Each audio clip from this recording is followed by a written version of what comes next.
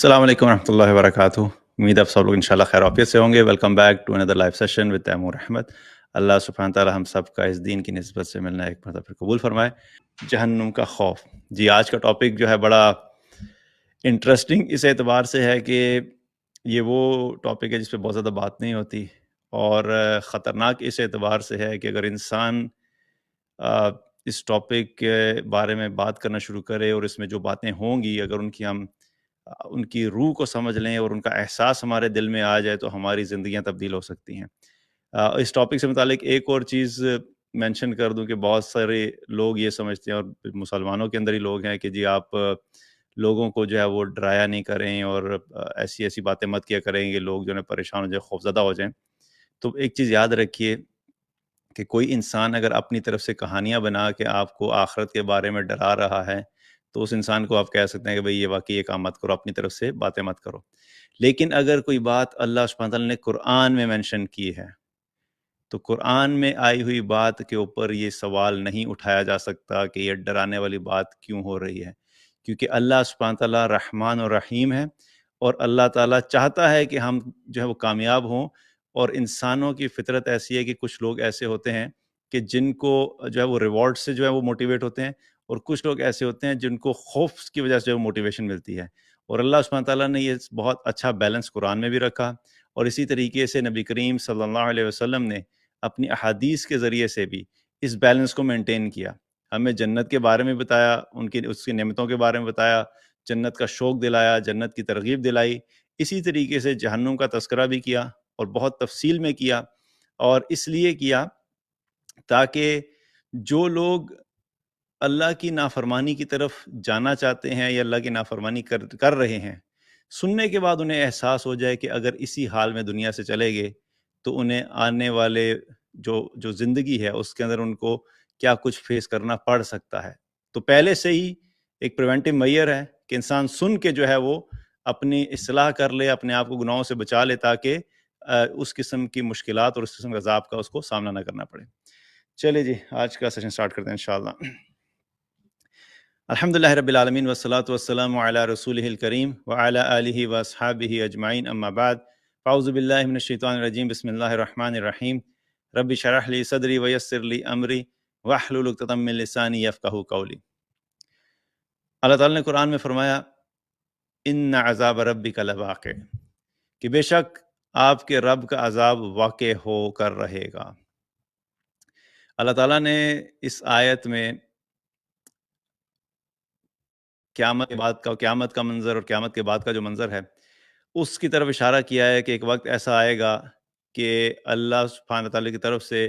جو ہے وہ اس کا عذاب جو ہوگا واقع ہو کر رہے گا۔ اور مقصد بتانے کا یہ ہے کہ وہ دن تو آنا ہے، اور اس دن میں کچھ ایسے لوگ ہوں گے جن کو عذاب ہوگا، تو پہلے سے ہی تم اپنی زندگی کو تبدیل کر لو اور ایسے اعمال کرنا شروع کر دو تاکہ تم اس عذاب سے بچ سکو۔ اسی طریقے سے اللہ سبحانہ تعالیٰ نے قرآن میں ایک اور جگہ پہ فرمایا وَإِن مِّنكُمْ إِلَّا وَارِدُهَا، اور تم میں سے کوئی بھی نہیں ہے کہ جس کا گزر اس جہنم کے اوپر سے نہ ہو۔ یعنی اللہ تعالیٰ یہ بتا رہے ہیں کہ جہنم کے اوپر سے ہر انسان نے گزر کر جانا ہے۔ یہ وہ آیت ہے جس کو پڑھ کے عبداللہ بن رواحہ رضی اللہ عنہ جو تھے وہ ایک مرتبہ اپنی بیوی کی گود میں سر رکھا اور رو رہے تھے۔ تو ان کی بیوی نے پوچھا کہ آپ اتنا رو کیوں رہے ہیں؟ تو انہوں نے یہ کہا کہ تم نے قرآن کی یہ آیت نہیں سنی، اور پھر یہ آیت پڑھی اور کہا کہ تم میں سے ہر ایک کا گزر جو ہے جہنم کے اوپر سے ہو کر رہے گا۔ تو میں اس چیز کے بارے میں فکر مند ہوں کہ پتہ نہیں میرا کیا بنے گا۔ اور یہ کانسیپٹ ہمیں پتہ ہونا چاہیے کہ جہنم کے اوپر سے ہر ایک کا گزر کیسے ہوگا، کہ قیامت کا دن ہوگا، اللہ سبحانہ تعالیٰ جو ہے وہ جب حساب کتاب ہوگا، حساب کتاب ہونے کے بعد کچھ لوگوں کے جو کامیاب ہو جائیں گے، کامیاب لوگوں کے جو نامہ اعمال ہیں ان کے دائیں ہاتھ میں پکڑائے جائیں گے، جو ناکام ہو جائیں گے ان کے نامہ اعمال بائیں ہاتھ میں پکڑائے جائیں گے، اور ناکام ہونے والوں میں سے بھی جو ہیں جن کا کنفرم ہو جائے گا جہنم میں جانا، بالخصوص وہ ہیں جو کفار، جو کہ ہمیشہ ہمیشہ کے لیے جہنم میں رہیں گے، ان کے لیے جو ہے وہ جہنم کے دروازے ہیں، ان کو وہیں سے داخل کر دیا جائے گا۔ اور پھر کچھ ایسے ہوں گے جو وہاں سے جہنم میں نہیں جائیں گے، بلکہ پھر الٹیمیٹلی میدان محشر سے ہوتے ہوتے وہاں سے میدان محشر جہاں پہ ختم ہو رہا ہے ادھر سے لے کے جنت تک کا جو راستہ ہے اس کے درمیان ایک بہت بڑی کھائی ہے، اور وہ اس کے نیچے جہنم ہے، اور اس جہنم کے اوپر جو ہے پل صراط قائم کیا جائے گا۔ اور اس پل صراط کے بارے میں اللہ کے نبی صلی اللہ علیہ وسلم نے فرمایا کہ صراط جہنم کی پشت پر رکھا جائے گا، اور پھر آپ نے فرمایا کہ سارے رسولوں میں سب سے پہلے میں اپنی امت کو لے کر اس پل صراط سے جو ہے وہ پار کروں گا۔ صحیح مسلم کی روایت ہے، اللہ کے نبی صلی اللہ علیہ وسلم کی وجہ سے اللہ تعالیٰ جو ہے ان پر لاکھوں کروڑوں درود و سلام، ہماری طرف سے بھی جو ہے وہ رسول اللہ صلی اللہ علیہ وسلم پہ لاکھوں اور کروڑوں درود و سلام، کہ اتنی بڑی رحمت ہے کہ آپ صلی اللہ علیہ وسلم کیا کہہ رہے ہیں کہ میں سب سے پہلے، تمام رسولوں میں سب سے پہلے میں اپنی امت کو جو ہے وہ پل صراط کے اوپر سے لے کر پار کروں گا۔ تو یہ پل صراط جو ہے یہ جہنم کے اوپر قائم ہے، اور اسی طریقے سے ایک حدیث میں پتہ لگتا ہے، صحیح مسلم کی روایت ہے کہ پل صراط کے بارے میں نبی کریم صلی اللہ علیہ وسلم نے فرمایا کہ یہ بال سے زیادہ باریک اور تلوار سے زیادہ تیز ہوگا۔ اب آپ سوچئے کہ اتنی باریک اور اتنی تیز چیز، اس کے اوپر سے گزر کے جانا کیا ہے؟ انسان اپنی مرضی، اپنی اسکل، اپنی طاقت، اپنی قدرت سے نہیں گزر سکتا۔ اور ذرا پل کا کانسیپٹ سمجھیے، پل بنتا کس لیے ہے؟ جو بھی بریجز بنائے جاتے ہیں ان کا مقصد یہ ہوتا ہے کہ جو لوگوں کو ایک جگہ سے دوسری جگہ پر پہنچنے میں جو مشکلات پیش آتی ہیں، جو پریشانیاں فیس کرنی پڑتی ہیں، جو خطرات فیس کرنے پڑتے ہیں، ان سے بچانے کے لیے ایک پل بنا دیا جاتا ہے تاکہ لوگ آسانی سے اس پل کے اوپر سے گزر کے دوسری طرف چلے جائیں۔ اور نارملی پل بنا کہاں ہوتا ہے؟ کسی ایسی چیز کے اوپر ہوتا ہے جو بہت گہرائی ہوتی ہے، گہرائی کے اوپر دو سائڈز ہوتی ہیں، دو سائڈز کے اوپر جب ایک کنیکٹیوٹی کر کے پل بنایا جاتا ہے۔ تو پل کا مقصد کیا ہے؟ کہ لوگ آسانی سے گزر جائیں۔ لیکن جو پل صراط ہے اس کا مقصد کیا ہے؟ اس پہ سے کوئی بھی آسانی سے اپنی مرضی سے نہیں گزر سکے گا، کیونکہ جو چیز اتنی باریک ہو، جو بال سے بھی زیادہ باریک، بال خود اٹسیلف کتنا باریک ہوتا ہے، لیکن حدیث میں کیا ہے کہ اس سے بھی زیادہ باریک ہوگا اور تلوار سے زیادہ تیز ہوگا، تو کوئی انسان اپنی طاقت سے اس کو پار نہیں کر سکتا۔ اس کا مطلب یہ ہے کہ اللہ سبحانہ تعالیٰ ہر انسان کو اس دن ایک خاص قسم کی طاقت عطا فرمائے گا جس کی بیس کے اوپر لوگ جو ہیں اس پل صراط کو کراس کریں گے۔ اسی لیے حدیث میں پتہ لگتا ہے کہ کچھ لوگ ایسے ہوں گے بجلی کی تیزی کی طرح گزر جائیں گے، جیسے بادل ہوتے ہیں اور اس میں اکثر دیکھا ہے کہ لائٹننگ ہوتی ہے، تو وہ جو بجلی آتی ہے اور جتنی تیزی سے وہ چلی جاتی ہے واپس، تو سپلٹ آف اے سیکنڈ اگر ہم بات کریں تو سپلٹ آف اے سیکنڈ میں اتنی تیزی سے وہ گزر کے چلے جائیں گے۔ کچھ ایسے ہوں گے جو تیز ہوا کی طرح گزر کے جائیں گے، کچھ ایسے ہوں گے جو پرندوں کی رفتار سے گزر کے جائیں گے، کچھ ایسے ہوں گے جو چل کے پیدل گزر کے جائیں گے، پھر کچھ ایسے ہوں گے جو کہ اس کے اوپر لڑکتے ہوئے جائیں گے، اور کچھ ایسے ہوں گے کہ جو گزر کے جانا شروع کریں گے، اور وہاں پر سے حدیث سے ہمیں پتہ لگتا ہے کہ کچھ ایسے کنڈے ہوں گے جو کہ اس جہنم، اس پل صراط کے اوپر یوں جو ہے موو کر رہے ہوں گے، اور جس شخص کے لیے اللہ نے لکھ دیا ہوگا کہ اس نے جہنم میں جانا ہے، تو وہ پل صراط کو کراس کرتے کرتے وہ کنڈے اس شخص کو آ کے ماریں گے اور اس کو جہنم میں پھینک دیں گے۔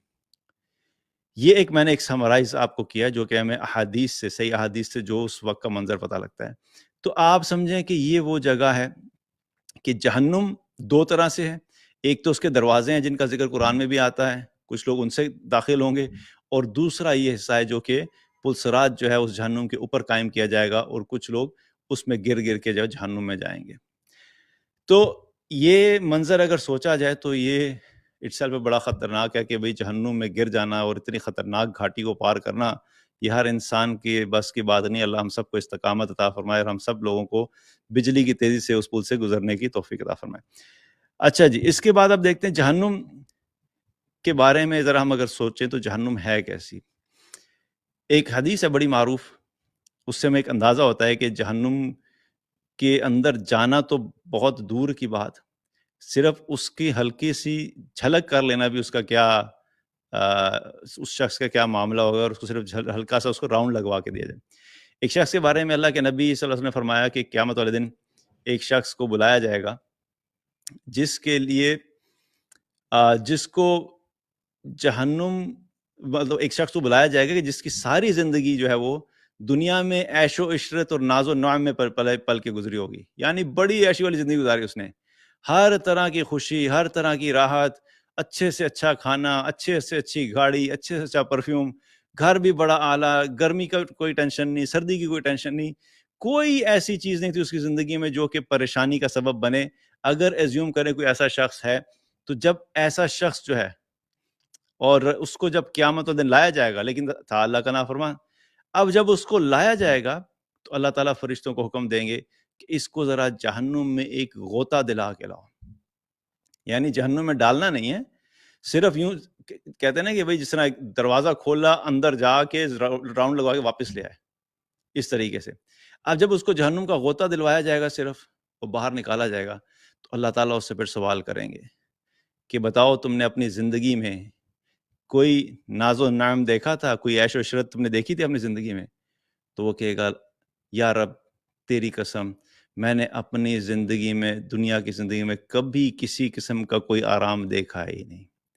یعنی وہ صرف جہنم کے اندر سے اس کو چکر لگوا کے لایا جائے گا تو اتنی سی چیز کی وجہ سے اس کو اپنی دنیا کی ساری جو عیاشی والی زندگی تھی اور عیش و عشرت بھول جائے گا۔ آپ سوچئے کہ آج ہم یہ سارا وقت جو دنیا میں گزارتے ہیں، صرف دنیا کو اچھا کرنا، اسے بہتر بنانا، یہیں پہ عیشی ہو جائے، یہیں پہ ساری خواہشات پوری ہو جائیں، یہ ایک چکر لگانے پہ، ایک غوطے کے اوپر یہ سب کچھ بھول جائے گا، تو اس شخص کا کیا حال ہوگا کہ جس کا ٹھکانہ ہی جہنم بن جائے اور اس کے اندر وہ ہمیشہ ہمیشہ رہے۔ تو یہ جہنم اتنی خطرناک جگہ ہے کہ صرف اس میں سے غوطہ لگانا بھی جو انسان کو دنیا کی ساری نعمتوں کو بھلا دے گا۔ اسی طریقے سے جہنم کو جب میدان محشر میں لایا جائے گا تو اللہ تعالیٰ حشر کا میدان جب قائم کرے گا، ایک طرف اللہ کا ترازو آ جائے گا، ایک طرف جنت آ جائے گی، ایک طرف اللہ کے عرش کا سایہ ہے، اور پھر جہنم کی انٹری ہوگی میدان محشر میں، اور اس کی جو انٹری ہے، صحیح مسلم کی حدیث ہے، اس کا میں ایک مفہوم بتا رہا ہوں آپ کو،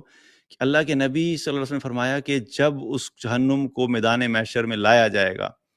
تو اس کی 70,000 لگامیں ہوں گی،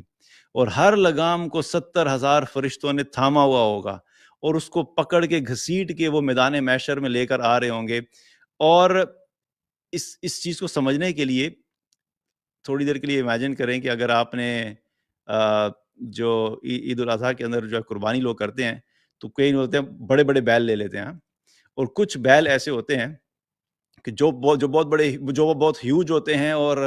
بڑے طاقتور ہوتے ہیں اور سرکش قسم کے ہوتے ہیں، تو اس بیل کو قابو کرنے کے لیے ایک بندہ نہیں بلکہ کئی دفعہ 4 5 لوگوں نے اس کے گلے میں کیا رسی ڈالی ہوتی ہے، لگام ڈالی ہوتی ہے، اور 4 5 لوگ بھی اس کو جب لے کے چل رہے ہوتے ہیں اور وہ ذرا سا موو کرتا ہے تو پورے 5 کے 5 لوگوں کو ہلا دیتا ہے، اور اگر زیادہ پش کرے تو 5 کے 5 لوگوں کو وہ گھسیٹ کے لے جاتا ہے، ایسا طاقتور ہوتا ہے۔ اور اس منظر کو دیکھ کے کیا ایک خوف طاری ہو جاتا ہے کہ اگر یہ چھوٹ گیا تو یہ ارد گرد لوگوں کو بڑا نقصان پہنچائے گا۔ یہ منظر جہنم کے منظر کے مقابلے میں بالکل ذرے کے برابر بھی کمپیریزن نہیں ہے۔ میں صرف دنیا میں چونکہ ہم نے ایک چھوٹا سا ہلکا سا منظر دیکھا، میں سمجھانے کے لیے، کوریلیٹ کرنے کے لیے بتا رہا ہوں کہ وہ اس کا ایک خوف ہوتا ہے، اگر آپ پاس کھڑے میں اور ایک دم سے چھوٹ جائے تو کیا ہوگا، خوف ہوگا۔ اب جہنم کو جب لے کے آیا جائے گا میدان محشر میں تو 70,000 فرشتے ہوں گے، 70,000 لگامیں ہوں گی، اور ہر ایک لگام کو 70,000 فرشتوں نے پکڑا ہوگا۔ دیٹ مینس کہ ٹوٹل 4,90,00,000,000 فرشتے اس جہنم کو گھسیٹ کر میدان محشر میں لے کے آ رہے ہوں گے، اور ایک حدیث میں پتہ لگتا ہے کہ وہ اس طریقے سے چنگھاڑ رہی ہوگی کہ فرشتوں کے ہاتھ سے چھوٹ جائے گی، اور اللہ سبحانہ تعالیٰ جب اپنی تجلی اس پہ ڈالے گا پھر وہ دبک کے بیٹھ جائے گی۔ اور ایک اور حدیث میں کیا پتہ لگتا ہے کہ جب وہ جہنم لائی جائے گی اور اس میں لوگوں کو ڈالنا شروع کیا جائے گا تو وہ کیا کہے گی، حل من مزید، حل من مزید، حل من مزید، اور لے کر آؤ، اور لے کر آؤ، اور لے کر آؤ۔ اور وہ اس طرح ہوگا کہ جس طرح ایک بھوکا شخص ہے، اس کا پیٹ بھاری نہیں رہا، یعنی جہنم کہتے ہیں میرے پاس بہت جگہ ہے، اور لے کے آؤ، اور لے کے آؤ، اور جب ڈالتے رہیں گے تو پھر ایک سٹیج ایسی آئے گی کہ اللہ سبحانہ تعالیٰ اپنا قدم اس جہنم پہ رکھیں گے، پھر وہ جو ہے وہ سکڑ کے بیٹھ جائے گی اور وہ خاموش ہو جائے گی. اور یہ بھی حدیث جو میں آپ کو بتا رہا ہوں یہ بھی صحیح مسلم کی حدیث ہے. تو ایسا خوفناک منظر ہوگا کہ ایسے ہے کہ جیسے اگر اللہ سبحانہ تعالیٰ اپنا قدم نہیں رکھیں گے تو وہ ایسے حالت میں ہوگی جیسے وہاں پہ موجود سب کو نگل جائے گی. تو یہ وہ منظر ہے صرف اس کی انٹری کا، کہ جو جہنم لائی جائے گی میدان محشر میں، یہ وہ منظر ہوگا جہاں پہ، اور یہ وہ منظر ہے جس کو دیکھ کر بڑے بڑے لوگ جو ہیں وہ ان کی حالت خراب ہو جائے گی. اور بڑی نیچرل سی بات ہے کہ جہنم جیسی چیز کو دیکھ کر کون انسان ہے جس کے ہوش نہ اڑ جائیں. ایک تو میدان محشر میں ویسے انسان کے ہوش اڑے ہوئے ہوں گے، ہر طرف خوف کی کیفیت ہوگی، ہر طرف جو ہے وہ پینک ہوگا، کیاس ہوگا، اور لوگ جو ہیں وہ نفسا نفسی کے عالم میں ہوں گے. اور اس حالت میں جب جہنم کو اس طرح آتے ہوئے دیکھیں گے تو انسان کی کیا حالت ہوگی. تو یہ جو ہے جہنم کی انٹری ہے. اب جو جہنم ہے اس کے بارے میں تھوڑا سا ہم بات کر لیتے ہیں کہ اس کی ڈائمینشنز کیا ہیں، اور اس کے بارے میں جو اللہ کے نبی صلی اللہ علیہ وسلم نے ہمیں جو صحیح احادیث کے اندر جو معلومات دیں اور علم دیا ہمیں پتہ ہونا چاہیے. اور سب باتیں بتانے کا مقصد کیا ہے؟ مقصد میں پہلے یہاں پہ کلیئر کر دوں آگے جانے سے پہلے، یہ کوئی میتھمیٹکس کی کلاس نہیں ہے، یہ کوئی فزکس کی کلاس نہیں ہے، یہ کوئی جو ہے وہ کسی قسم کی سائنٹیفک کلاس نہیں ہے کہ جہاں پہ میں آپ کو بیٹھ کے ایگزیکٹ پریسائز میئرمنٹس دے کے بتاؤں اور اس کے اوپر ہم ڈسکشن کریں. تو مقصد یہاں پہ آپ پلیز اپنا فوکس رکھیے گا بات پہ، کہ جو مقصد بات کا ہو رہا ہے اور جو اللہ کے نبی صلی اللہ علیہ وسلم نے بتایا ہے، مین انفارمیشن فوکس کرنا ہے. یعنی جو جہنم کی ہولناکی ہے، ان تمام احادیث میں اس کا جو ایک خوفناک منظر ہے اور اس کی جو ہولناکی ہے اس پہ فوکس کرنا ہے. تو میئرمنٹس جو ہیں وہ صرف ایک اندازے کے لیے بتائی جاتی ہیں تاکہ دنیا میں رہتے ہوئے ہمیں ایک اندازہ ہو جائے کہ جس چیز کے بارے میں بات ہو رہی ہے وہ کتنی خوفناک اور کتنی خطرناک اور کتنی بڑی ہے کہ انسان اس کا دنیا میں تصور بھی نہیں کر سکتا. جہنم کی گہرائی کتنی ہے اس کے بارے میں صحیح مسلم کی ایک حدیث ہے. ایک مرتبہ نبی کریم صلی اللہ علیہ وسلم صحابہ کے ساتھ بیٹھے ہوئے تھے تو اتنے میں بڑی زوردار دھماکے کی آواز آئی. تو آپ صلی اللہ علیہ وسلم نے صحابہ سے پوچھا کہ تمہیں پتہ ہے کس چیز کی آواز ہے؟ تو صحابہ نے عرض کی کہ اللہ اور اللہ کے رسول ہی بہتر جانتے ہیں، یعنی ہمیں نہیں پتہ یا رسول اللہ کس چیز کی آواز ہے. تو اس پہ آپ صلی اللہ علیہ وسلم نے فرمایا کہ آج سے 70 سال پہلے ایک پتھر جہنم میں پھینکا گیا تھا، اور وہ جہنم کی گہرائی پہ ٹریول کرتے کرتے آج 70 سال کے بعد وہ پتھر جا کے جہنم کی گہرائی میں گرا ہے، جس کی وجہ سے آواز آئی ہے. آپ سوچئے جہنم کی گہرائی، 70 سال ایک پتھر فری فال ٹریول کرتا رہے تو آپ سوچیں کہ وہ کتنا ڈسٹینس ٹریول کر سکتا ہے. اتنی گہرائی ہے جہنم کی کہ 70 سال تک ایک چیز اوپر سے جب پھینکی جائے گی تو وہ انسان ہو یا کوئی، ظاہر جہنم میں تو انسان ہی ہوں گے، جنات ہوں گے، پتھر وغیرہ ہوں گے، تو اگر پھینکا جائے تو اس کو اوپر سے لے کے نیچے جہنم کی گہرائی تک پہنچنے کے لیے 70 سال جو ہے اس کو چاہیے. اسی طریقے سے ایک اور حدیث میں آتا ہے جس میں اللہ کے نبی صلی اللہ علیہ وسلم نے فرمایا کہ انسان کبھی کبھی اپنی زبان سے ایسا کلمہ نکال دیتا ہے جس کی وجہ سے وہ زمین اور آسمان کے فاصلے کے برابر بلکہ اس سے بھی زیادہ جہنم کی گہرائی میں پہنچ جاتا ہے. اس حدیث سے بھی کیا پتہ لگتا ہے؟ یہ بھی حدیث صحیح مسلم کی ہے. اس سے کیا پتہ لگتا ہے؟ کہ جہنم کی گہرائی زمین اور آسمان کے فاصلے کے برابر ہے. اب یہ دونوں احادیث کو سامنے رکھیں تو میں پھر ہی بات کلیئر کروں، یہ کوئی میتھمیٹیکل کیلکولیشن یا پریسیجن کی کلاس نہیں ہے. ان تمام جو ڈسٹینسز ہوتے ہیں ان سے ایک اپروکسیمیٹ اندازہ دیا جاتا ہے. مقصد بتانے کیا ہے کہ بہت زیادہ گہری ہے، ہماری سوچ سے بھی گہری ہے. آپ سوچئے کہ اتنی گہری اگر جہنم ہے تو انسان جو اس میں ڈالا جائے گا تو اس کی کیا کیفیت ہوگی جب وہ اس جہنم کے اندر ٹریول کر رہا ہوگا، اس کے اوپر سے لے کے نیچے تک گہرائی تک. اسی طریقے سے اس کی چوڑائی کے بارے میں بھی ہمیں احادیث سے پتہ لگتا ہے. اللہ کے نبی صلی اللہ علیہ وسلم نے فرمایا کہ اس کی چوڑائی کے بارے میں فرمایا کہ جہنم کا جو احاطہ ہے وہ 4 دیواروں پر مشتمل ہے، یعنی اس کی جو باؤنڈریز ہیں وہ 4 دیواریں ہیں. اور پھر آپ نے فرمایا کہ ہر دیوار کے درمیان 40 سال کی مسافت کا فاصلہ ہے. یعنی جو اس طرف کی دیوار ہے یہاں سے چلنا شروع کریں اور سامنے جو دیوار ہے اس دیوار سے لے کے سامنے والی دیوار تک ٹریول کرنا شروع کریں تو ایک دیوار سے لے کے دوسری دیوار تک پہنچنے کے لیے انسان کو 40 سال کا سفر کرنا پڑے گا پیدل. اور یہی معاملہ دوسری سائڈ سے بھی ہے. اس دیوار سے لے کے اس دیوار تک اگر ٹریول کرے گا تو 40 سال اس کو لگیں گے ایک دیوار سے لے کے دوسری دیوار تک پہنچنے میں. یہ اس کی چوڑائی ہے, اتنی بڑی جو ہے وہ جہنم ہے. اسی طریقے سے اگر آپ اس کو سمجھنے کے لیے آپ سوچیں, میں جب یہ دیکھ رہا تھا تو میں ایک اندازہ لگانا چاہ رہا تھا کہ اگین اپنی سوچ کے حساب سے کہ وہ 40 سال کی مسافت جو ہے وہ کتنا اس کا جو سائز بنتا ہوگا. تو آپ کو صرف سمجھانے کے لیے بتا دیتا ہوں کہ زمین جو ہے ہماری, اس زمین کے اگر ایک کنارے سے لے کے دوسرے کنارے تک کوئی انسان سفر کرنا شروع کرے پیدل, تو اس کو پیدل ایک کنارے سے لے کے دوسرے کنارے تک پہنچنے کے لیے اس کو 345 ڈیز چاہیے اپروکسیمیٹلی. آپ اس کو پورا 365 کر لیں, ایک سال کر لیں. تو زمین کا بھی سفر جو ہے پیدل ایک اینڈ سے لے کے دوسرے اینڈ تک ایک سال اگر کوئی پیدل ٹریول کرے تو ایک سال میں وہ زمین کو جو ہے وہ کور کر سکتا ہے. اس حدیث میں اللہ کے نبی صلی اللہ علیہ وسلم کیا بتا رہے ہیں کہ جو جہنم کا جو ایک دیوار سے دوسری دیوار تک کا فاصلہ وہ کیا ہے, 40 سال کی مسافت. یعنی کہ اس طرح کی اگر 40 زمینیں ایک ساتھ رکھ دی جائیں تو آپ سمجھیں کہ اتنا فاصلہ ہے جہنم کی ایک دیوار سے دوسری دیوار تک. اگین یہ میں صرف اس لیے آپ کو سمجھا رہا ہوں کہ آپ ذرا اندازہ لگائیں کہ کتنی بڑی اللہ نے جہنم بنائی ہے. ہم دنیا میں رہتے ہوئے اس کا تصور بھی نہیں کر سکتے کہ وہ کیا چیز ہوگی. آپ سوچیں کہ اچانک ہماری آنکھوں کے سامنے کہیں باہر بڑے میدان میں کھڑے ہوں اور زمین جیسی چیز, کوئی زمین کے برابر بڑی سی بال ہماری آنکھوں کے سامنے یوں ہمارے قریب آ جائے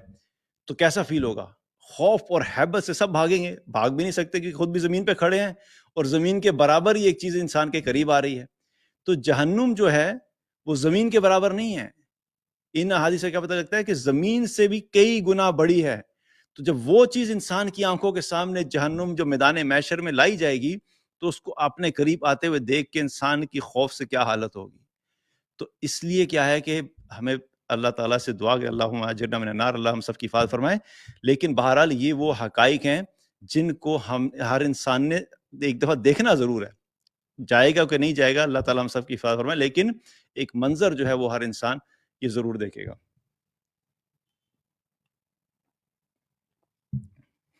اسی طریقے سے جہنم کی آگ جو ہے وہ آگ کیسی ہے اس کے بارے میں ایک حدیث میں آتا ہے, اللہ کے نبی صلی اللہ علیہ وسلم نے فرمایا کہ تم جہنم کی آگ کو دنیا کی آگ کی طرح سرخ سمجھتے ہو. دنیا کی جو آگ ہوتی ہے وہ کیا ہوتی ہے, اس میں اگر ہم فلیمز دیکھیں, یلو فلیمز ہوتے ہیں, بلو ہوتے ہیں, ریڈ ہوتے ہیں. ریڈ جو ہوتے ہیں وہ سب سے زیادہ تیز ہوتے ہیں. تو اللہ کے نبی صلی اللہ علیہ وسلم نے کیا فرمایا کہ تم جہنم کی آگ کو دنیا کی آگ کی طرح سرخ سمجھتے ہو, حالانکہ وہ سیاہ رنگ کی ہے, تارکول سے بھی زیادہ سیاہ ہے. اب اس چیز کو بھی ذرا امیجن کریں کہ جو جہنم کے اندر لوگ ہوں گے ان کو جو آگ, ان کے جس آگ میں وہ جل رہے ہوں گے اس آگ کا رنگ سیاہ ہے, کالے رنگ کی آگ ہے. اور کالا رنگ جو ہے کسی جگہ کے اوپر بھی جو اندھیرے کی کیفیت ہوتی ہے وہ اندھیرا خود اٹسیلف ایک بہت بڑے خوف کی علامت ہوتی ہے. کسی جگہ پہ بیٹھے ہوئے اور کمرے میں اور اچانک لائٹ چلی جائے تو کیا ہوتا ہے, ایک دم اندھیرا ہو جاتا ہے. اندھیرے سے انسان کو خوف آتا ہے, وحشت آتی ہے. کسی ایسے جگہ پہ چلے جائیں جنگل میں, رات کا ٹائم اور اندھیرا ہی اندھیرا ہے, ہر طرف سیاہی نظر آ رہی ہے, تو کیا خوف کا طاری ہو جاتا ہے. تو آپ جہنم کا اندازہ لگائیں کہ جو جہنم اتنی بڑی ہے اور اس میں جو آگ ہے وہ آگ بھی سیاہ رنگ کی ہے کہ انسان کو کچھ سمجھ نہیں آ رہی ہوگی کہ ہمارے ارد گرد کیا ہو رہا ہے. تو جہنم کی آگ جو ہے وہ سیاہ رنگ کی ہے. اسی طریقے سے جہنم میں جو جہنمی جائے گا جس کو عذاب ہو رہا ہوگا اس کے بارے میں بھی ہمیں احادیث سے پتہ لگتا ہے کہ اس انسان کا کیا سائز ہوگا. اللہ کے نبی صلی اللہ علیہ وسلم نے فرمایا, صحیح مسلم کی روایت ہے, آپ نے فرمایا کہ کافر کے دونوں کندھوں کے درمیان تیز رو سوار کے 3 دن کی مسافت کے برابر فاصلہ ہوگا. یعنی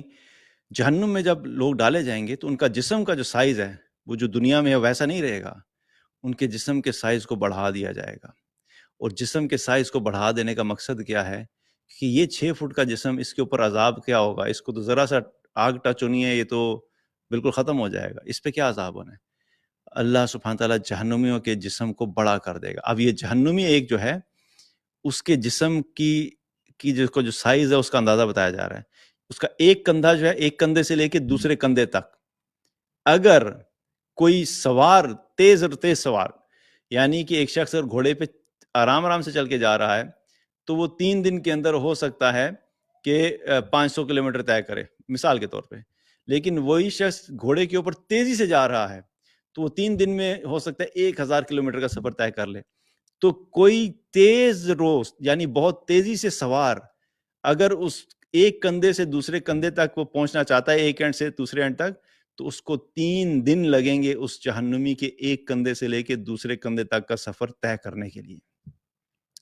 اور یہ صحیح مسلم کی حدیث ہے. اتنا بڑا سائز کر دیا جائے گا جہنمی کا،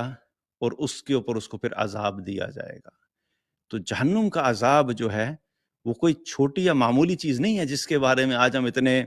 مطمئن اور اس سے غافل بیٹھے ہیں کہ جیسے. اور ویسے بھی ایک بہت مسکنسیپشن اور پرسیپشن کیا ہے کہ بہت سے لوگ کیا کہتے ہیں، اچھا چلو ٹھیک ہے نا، زیادہ تر کیا ہوگا، چلے جائیں گے جہنم میں، بالآخر تو مسلمان نے نکلنا ہی ہے نا. مطلب وہ ایسے سمجھتے ہیں کہ جیسے دنیا کا کوئی جیل ہے، کوئی پروٹیسٹ کریں گے، پولیس نے پکڑ کے اٹھا کے لے جانے، 2-4 ڈنڈے لگائے گی، جیل میں ڈالے گی، صبح ڈالیں گے شام کو نکال دیں گے، تو بس ٹھیک ہے ختم ہو گیا کام. اتنی چھوٹی ہماری سوچ ہے. اور یہاں پہ جہنمی کے جسم کا آپ کو میں بتا رہا ہوں کہ کیا سائز ہے، اور اب اس کو عذاب جو ہوگا وہ اس کے اوپر الگ سے ہے. اب جہنمی کی جو کھال اور دانت، اس کا بھی ذکر ہمیں حدیث میں ملتا ہے. ترمذی کی روایت ہے جس میں اللہ کے نبی صلی اللہ علیہ وسلم نے فرمایا کہ کافر کی کھال کی موٹائی 42 ہاتھ ہوگی، اور ایک دانت جو اس کا ہوگا وہ احد پہاڑ کے برابر ہوگا، اور اس کے جو بیٹھنے کی جگہ ہے اس کا جو درمیانی فاصلہ ہے وہ مکہ اور مدینہ کے فاصلے کے برابر ہوگا. سکن جو ہے، انسان کو جو بھی تکلیف ہوتی ہے نا، وہ سکن ریسیپٹرز ہوتے ہیں جس کے اندر انسان کو تکلیف محسوس ہوتی ہے. جو کٹ لگتا ہے تو اس کٹ لگنے کی وجہ سے جو تکلیف اس وجہ سے نہیں ہوتی کہ ہمارا آگے سے اندر جو ہے وہ گوشت کٹا ہوتا ہے، وہ تکلیف اس لیے ہو رہی ہوتی ہے کہ جو سکن کٹتی ہے وہ سارے جو سینسرز ہوتے ہیں، پین ریسیپٹرز جو ہوتے ہیں وہ سکن کے اندر ہوتے ہیں. جب سکن کو کٹ لگتا ہے تو وہ تکلیف محسوس ہوتی ہے. اب اس سکن کو، یہ جو انسان کی دنیا میں سکن ہے، یہ تو اتنی پتلی سی جھلی ہے کہ یہ تو بالکل دنیا کی آگ ہلکی سی ٹچ ہوتی ہے تو کیا ہے، تو چھالا سا بن جاتا ہے، اس کے بعد سے اسکن اترنا شروع ہو جاتی ہے. دنیا کی آگ جو تو اس کا تو کوئی کمپیریزن ہی نہیں ہے جہنم کی آگ کے مقابلے میں. اب جو جہنم کی آگ ہے اس کے لیے پھر اللہ تعالیٰ اس جہنمی کو بڑا کرے گا. اس کو جو سکن دی جائے گی، اس کو جو جلد دی جائے گی، اس کی جو موٹائی ہے وہ 42 ہاتھ کے برابر موٹائی ہوگی، تاکہ جتنی موٹائی زیادہ ہوگی اس کو عذاب کی کیفیت بھی اتنی زیادہ محسوس ہوگی. اور پھر آپ نے کیا فرمایا کہ جو جہنمی کا دانت ہے وہ ایک دانت احد پہاڑ کے برابر ہے. دس ایکچولی شوز اس کہ ایک جہنمی کا پورا وجود جو ہے کتنا بڑا ہے. پھر اس کے بیٹھنے کی جگہ کے بارے میں کیا فرمایا، جو اس کی سٹنگ پلیس ہے کہ اگر بیٹھے گا تو وہ بیٹھنے کی وجہ سے جو ایریا کور کرے گا اس کا فاصلہ اتنا ہے کہ جتنا مکہ اور مدینہ کے درمیان فاصلہ ہے. جن لوگوں نے حج کیا ہو، عمرہ کیا ہو، ان کو اندازہ ہے کہ جب مدینہ سے مکہ جا رہے ہوتے ہیں بائی روڈ تو تقریباً 5 گھنٹے، اپروکسیمیٹلی 5-5.5 گھنٹے لگتے ہیں بس پہ یا گاڑی پہ ٹریول کرتے ہوئے. آپ اور کئی 100 کلومیٹر کا سفر ہے. تو آپ سوچیں کہ اس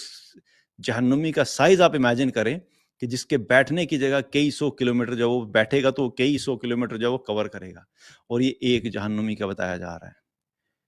جہنم اس طرح کے جہنمیوں سے بھری ہوئی ہوگی.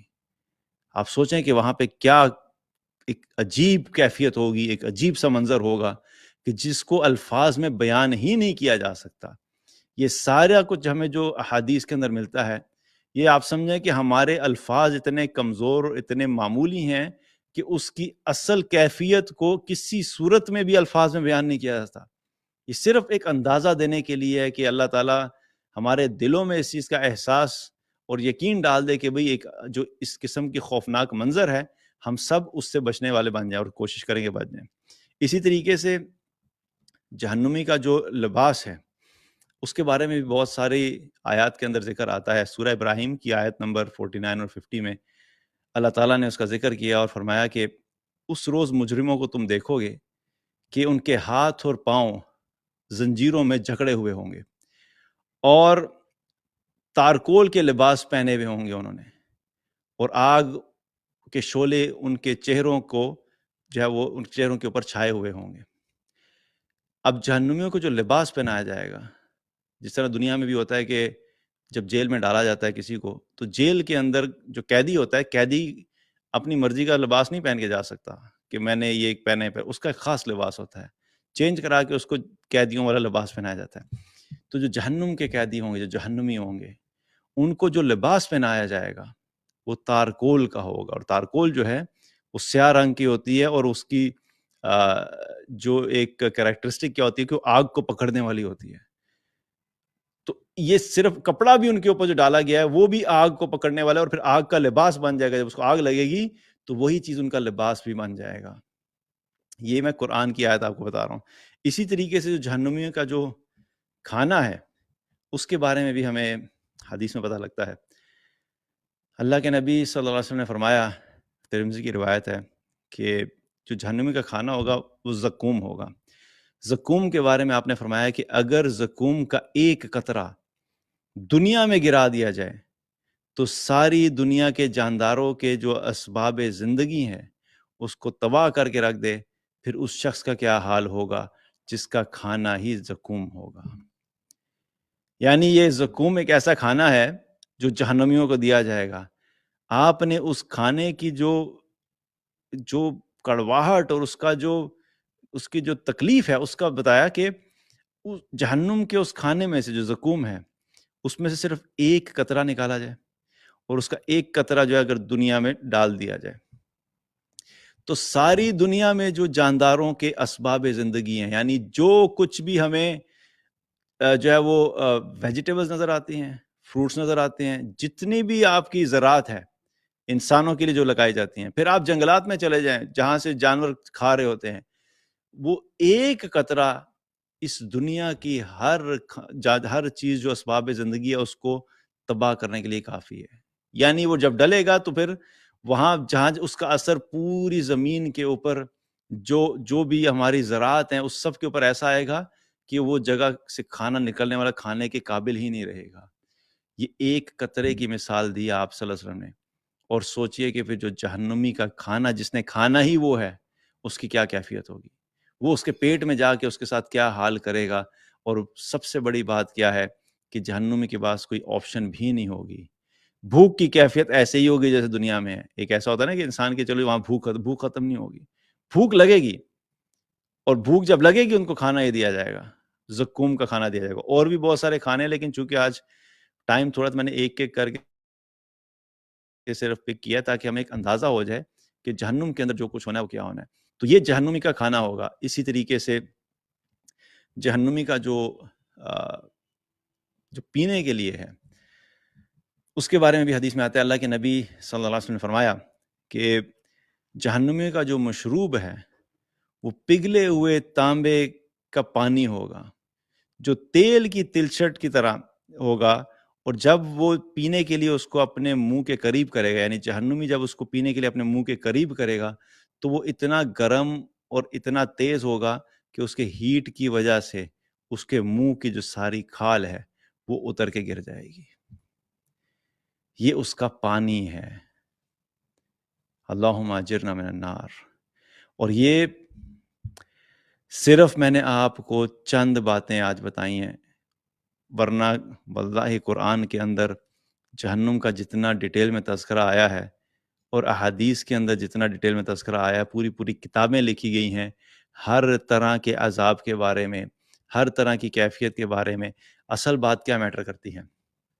باتیں تو ہم بہت سی کیے جا سکتے ہیں، لیکن جس شخص کے اندر ذرا سا بھی احساس ہوگا، جو ذرا بھی جہنم کے بارے میں سمجھے گا، اس کا خوف اس کے دل میں ہوگا، اس سے وہ بچنا چاہے گا، تو اس کو یہ چیز میٹر نہیں کرتی کہ وہ ہر طرح کے عذاب کے بارے میں جانے۔ ٹھیک ہے، علم کے لیے ضروری ہے جاننا چاہے جانے، لیکن اس سے بچنے کے لیے اتنا ہی کافی ہے کہ انسان کو یہ احساس ہو کہ میں کسی طریقے سے بھی افورڈ نہیں کر سکتا کہ میں جہنم کے قریب بھی جاؤں، چاہے کہ اس کے اندر جانا۔ تو جب انسان اپنی پوری کوشش کر کے اپنے آپ کو جہنم سے بچا لے تو یہی ہمارے لیے نجات ہے۔ ورنہ اس ڈیٹیل میں جانا کہ جہنم میں یہ ہوگا، اچھا یہ میں نے کر لیا تو اس کو کتنے عرصے کی سزا ملے گی، اچھا بتائیں نماز کے اوپر کتنی سزا ہوگی، اچھا اگر روزہ چھوڑ دیا تو کتنی سزا ہوگی. بہت سے لوگ ان کیلکولیشن میں جاتے ہیں اور وہ یہ دیکھنا چاہتے ہیں کہ ہم دیکھیں تو صحیح کہ اگر چلے بھی گئے تو ہم کتنا عرصہ رہیں گے اور کیا ہم ہینڈل کر سکتے ہیں نہیں کر سکتے. واللہ جہنم کے قریب بھی جو گیا وہ ہلاک ہو گیا. کوئی دنیا کی ایسی طاقت نہیں ہے، کوئی دنیا کا ایسا انسان نہیں ہے، کوئی دنیا کا ایسا سائنٹیفک فارمولا نہیں ہے، کوئی دنیا کا ایسا سائنٹیفک لباس نہیں ہے کہ جو پہن کے انسان وہاں پہ جائے اور اسے سمجھے کہ چلو میں بچ جاؤں گا. جہنم کا عذاب جو ہے وہ بڑا شدید ہے. اور یہاں پہ ایک چیز پہ بات کر کے بات ختم کرتے ہیں کہ بہت سے لوگوں کا یہ کانسیپٹ ہوتا ہے کہ یار ڈرانے کی باتیں مت کیا کریں. حسن بصری رحمۃ اللہ علیہ کے پاس ایک مرتبہ کچھ لوگ آئے اور آ کے ان کو کہنے لگے کہ ہمارے کچھ ساتھی ایسے ہیں جو ہمیں ہر وقت ڈراتے رہتے ہیں. یہ مسئلہ آج کا نہیں ہے، یہ مائنڈ سیٹ نا کہ ہمیں ڈرایا نہ کرو ڈرایا نہ کرو، یہ بہت پرانا مائنڈ سیٹ ہے. یہ رسول اللہ صلی اللہ علیہ وسلم کے ٹائم سے چلتا آ رہا ہے کہ جس نے جو ہے وہ اپنے آپ کو ٹھیک نہیں کرنا، اپنی اصلاح نہیں کرنی، اللہ کی کتاب کو سمجھنا نہیں، رسول اللہ صلی اللہ علیہ وسلم کے حدیث کو جو ہے وہ امپورٹنس نہیں دینی، اور اپنی ہٹ دھرمی میں اپنے گناہوں پہ قائم رہنا ہے، اور اپنے آپ کو چینج کرنے کے بجائے جو لوگ ان کو بتاتے ہیں کہ بھائی نہیں کرو، الٹا ان کو کیا کہتے ہیں، یار ہمیں ڈرایا نہ کرو. تو یہ مائنڈ سیٹ بہت پہلے سے پریویل کرتا ہے. تو حسن بصری رحمۃ اللہ علیہ کے پاس کچھ لوگ آئے تو انہوں نے جب یہ کہا کہ بھئی اس طرح سے کچھ لوگ ہیں ہمارے ساتھی ہمیں ڈراتے رہتے ہیں، تو انہوں نے بڑا پیارا جواب دیا. انہوں نے کہا کہ تمہارے وہ ساتھی جو تمہیں ڈرا ڈرا کے جنت میں پہنچا دیں، ان ساتھیوں سے بہتر ہیں جو تمہیں میٹھی میٹھی باتیں کر کے جہنم میں پہنچا دیں. ہمارا آج بہت بڑا المیہ اور مسئلہ یہ ہے کہ ہمیں اسلام بھی میٹھا والا چاہیے، ہمیں اسلام بھی اچھی اچھی باتوں والا چاہیے، ہمیں اسلام میں بھی آسان آسان سی باتیں چاہیے. وہ کہتے ہیں آسان دین لے کر آؤ. آسان دین کون سا ہوتا ہے؟ دین ایک ہی ہے، قرآن ایک ہی ہے، اور اللہ کے نبی صلی اللہ علیہ وسلم کی احادیث اور سیرت ایک ہی ہے. وہی ہے. آپ نے آسان بنانی آسان بنا لیں، عمل کرنا شروع کریں گے تو آسان ہو جائے گی، نہ کرنا چاہیں تو وہی قرآن و سنت جو مشکل ہو جائے گا. تو قرآن و سنت کے اندر مرضی کی آسانی نہیں نکال جا سکتی، اس کے اندر آلریڈی آسانیاں موجود ہیں. اصل بات یہ ہے علم سیکھیے، اور جہاں جہاں پہ ہمیں اللہ سبحانہ تعالیٰ نے رخصتیں دی ہیں ہم ان کو تو لے سکتے ہیں، لیکن ہم اپنی مرضی کی آسانی دین میں چاہیں یہ کوئی چیز نہیں ہوتی. آسانی کی ڈیفینیشن آلریڈی شریعت کے اندر لاک کر دی گئی ہے اور وہ محفوظ ہے، اس کے باہر اب کوئی مزید آسانیاں اپنی مرضی سے نہیں نکالی جا سکتی. تو جس نے بھی دین کو فالو کرنا شروع کر دیا دین اس کے لیے آسان ہو جاتا ہے. جس کی دل کے اندر اللہ کی اطاعت کا جذبہ ہوگا دین اس کے لیے آسان ہو جائے گا. جو اللہ کی محبت میں اللہ کی اطاعت کرنا چاہے گا دین اس کے لیے آسان ہو جائے گا. جس کا تعلق قرآن سے قائم ہو جائے گا دین اس کے لیے آسان ہو جائے گا. جس کے دل میں اللہ کی خشیت آ جائے گی دین اس کے لیے آسان ہو جائے گا. جس کے دل میں جنت کا شوق آ جائے گا دین اس کے لیے آسان ہو جائے گا. جس کے دل میں جہنم کا خوف آ جائے گا دین اس کے لیے آسان ہو جائے گا. اصل معاملہ دل کا ہے. اپنے دل کو اگر صاف نہیں کریں گے، اپنے دل کی اصلاح نہیں کریں گے، تو اس طرح کی باتیں سنتے رہیں. اور اب تو سب سے بڑا مسئلہ یہ ہے آج کے دور کا، بہت سے لوگ کیا کہتے ہیں، کئی سال سے میں سن رہا ہوں لیکن تبدیلی نہیں آ رہی. بہت بڑا مسئلہ ہو گیا اس وقت، کیونکہ عمل پہ فوکس نہیں ہو رہا. صحابہ کا جو طرز زندگی تھا وہ کیا تھا؟ وہ کہتے تھے کہ ہم قرآن کی 10 آیات پڑھ کے اس سے آگے نہیں بڑھتے تھے جب تک کہ ہم ان 10 آیات پہ عمل نہ کر لیں. فوکس واز ویری کلیئر کہ یہ جو قرآن اللہ نے دیا ہے، میں نے 10 آیتیں پڑھی ہیں نا، یہ میں نے صرف اجر نہیں کمایا بلکہ میں نے ان 10 آیات کو سامنے رکھ کے اپنے آپ کو سکین کرنا ہے، اپنا انالیسس کرنا ہے. انالیسس کرنے کے بعد میں نے کنکلوژن نکالنا ہے کہ ان 10 آیات میں جو احکامات آئے ہیں ان میں سے اگر 20 احکامات ہیں ان 10 آیات کے اندر، تو 20 میں سے اگر میں 15 میں نے کیے ہوئے کہ نہیں، اگر 15 پہ ہوں تو 5 رہتے میں 5 کو بھی پورا کروں. یہ ان کا فوکس ہوتا تھا کہ جو آیا قرآن پڑھتے تھے وہ ساتھ ساتھ امپلیمنٹ کرتے تھے. اسی لیے جو عمل کی جو طاقت تھی وہ ہمیں صحابہ کی زندگیوں میں نظر آتی ہے. اسی لیے تو ان کی نمازوں میں خشوع تھا، اسی لیے تو وہ اللہ کے لیے جان دینے کے لیے جو تیار ہوتے تھے. آج تو ہمارے ہاں یہ حال ہے، اللہ کے لیے جان تو دور کی بات، اللہ کے لیے پردہ نہیں کر سکتے، اللہ کے لیے داڑھی نہیں رکھ سکتے، اللہ کے لیے زبان کی حفاظت نہیں کر سکتے، گالیاں نہیں چھوڑ سکتے، اللہ کے لیے روزے کی حالت میں سگریٹ نہیں چھوڑ سکتے. اس حد تک تو ہمارے ایمان گر چکے ہیں. کہاں سے اللہ کی اطاعت کا جو ہماری زندگی میں آئے گی؟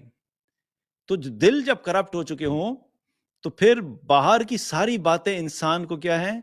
ان کا اثر نہیں ہوتا. اسی لیے دلوں کی اصلاح کرنا بڑا ضروری ہے. اور دلوں کی اصلاح جو ہے